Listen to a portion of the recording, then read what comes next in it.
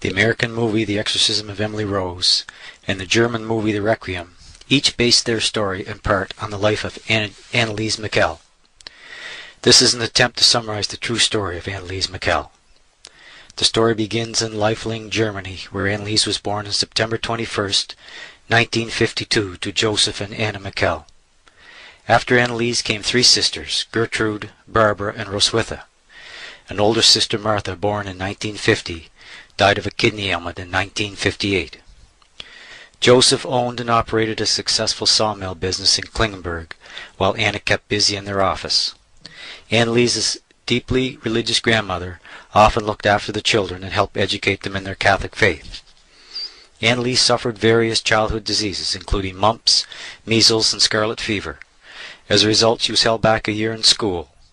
She was a good student and hoped one day to become a school teacher. She played the piano and accordion. Joseph and Anna were strict parents and took their Catholic faith seriously. They regularly attended Mass and prayed the Rosary together. In September 1968, an unexpected change occurred in Anneliese's life. After a brief blackout in the afternoon, later that evening while asleep, Anneliese suffered symptoms like an epileptic seizure. She labored to breathe, her arms became stiff, her tongue was as if paralyzed, and she wet her bed. She recovered and all seemed well until about 1 year later, when a similar attack occurred. A visit to a neurologist showed no abnormal brain activity on an EEG, while the symptoms described suggested grand mal epilepsy. Anneliese was quite ill at this time. Her tonsils were removed, and she subsequently contracted pleurisy and pneumonia. In February 1970, she was moved to a hospital in Middelburg, which specialized in bronchial and lung disease. There, she was diagnosed with heart and circulatory problems. Her roommate at the hospital later described Anneliese as a happy and religious person, with a positive outlook on life. Anneliese never discussed her illnesses. A third attack occurred in June 1970. Anneliese was finally released from the hospital in August 1970. Her family and friends noticed a marked change in her. She was quiet and withdrawn. Anneliese would later describe to a neurologist and a psychologist some of her experiences while in the hospital. She stated that she saw ghastly, demonic faces, which left her terrified and depressed. She also experienced terrible stenches described as being like burning fecal matter, which she only experienced in the beginning. Visits to several physicians continued. After an attack in June 1972, a visit to a neurologist resulted in the drug Dilantin being prescribed. Dilantin is prescribed primarily to treat grand mal epilepsy and psychomotor seizures. Often Anneliese's body became stiff, and she would have brief absences or blackouts.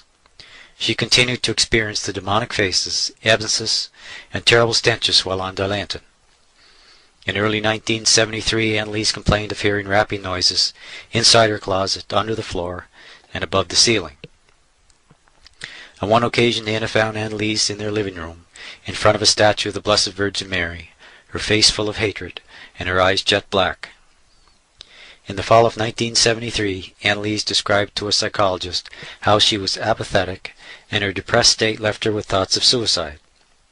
Around this time, Anneliese visited her neurologist, who suggested consulting a Jesuit. Anneliese's father felt that a pilgrimage to the Marian shrine at San Damiano, Italy, might be good for Anneliese. When Anneliese arrived at the shrine, she could not enter as she said her feet were burning. She described to Thea Hine, who led the pilgrimage, that she could not drink the holy water or look at sacramentals or holy pictures. During the pilgrimage, Anneliese grabbed Thea and broke a medal that Thea was wearing around her neck. Anneliese also exuded a horrible stench like fecal matter, which everyone could smell. In spite of the trip to San Damiano and Anneliese's totally uncharacteristic behavior, Anneliese and Thea became friends. Thea stated that she began to pray for Anneliese.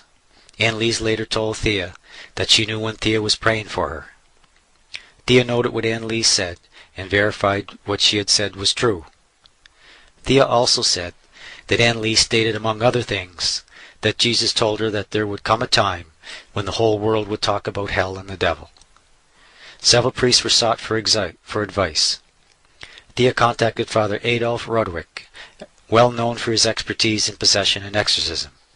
He had written several books on the topic. He requested a written account of the trip to San Damiano.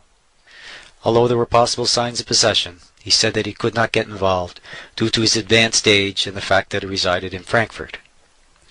Father Ernst Alt and Father Karl Roth, along with several other priests, had on occasion met to discuss Anneliese's condition. Several weeks before Father Alt met Anneliese, 2 letters were hand-delivered to him, one written by Anneliese and one written by Anna. Upon physically receiving these letters, Father Alt had an experience unlike never before. He became nauseated and overcome by a strange excitation and distress feeling. Later that evening he had trouble saying Mass, and experienced an intense stench as though something was burning. Prayer brought little relief. It was not until 5 the following morning that it was over. The following evening, when Father Alt discussed what had happened the night before with several of his priest friends, they suddenly all experienced a horrible stench. About 2 weeks before Father Alt met Anneliese for the first time, he described her as modern, devout, intelligent, and honest. In the fall of 1973, Anneliese began her university studies in Würzburg. She was majoring in education, music, and theology.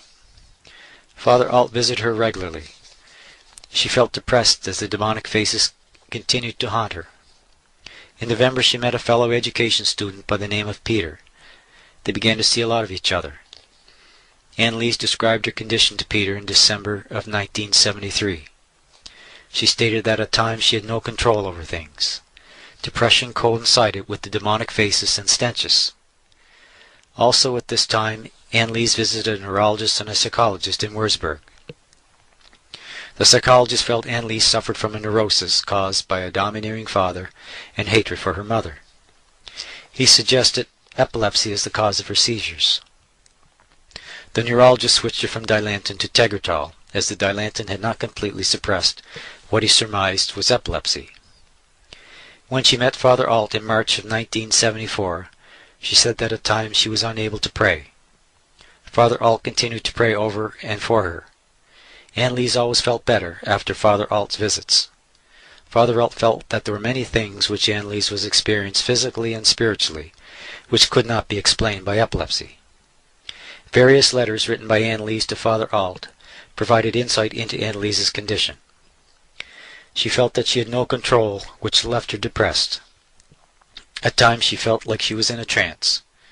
Other times she experienced an aversion to confession, which felt extreme, and she was unable to receive communion.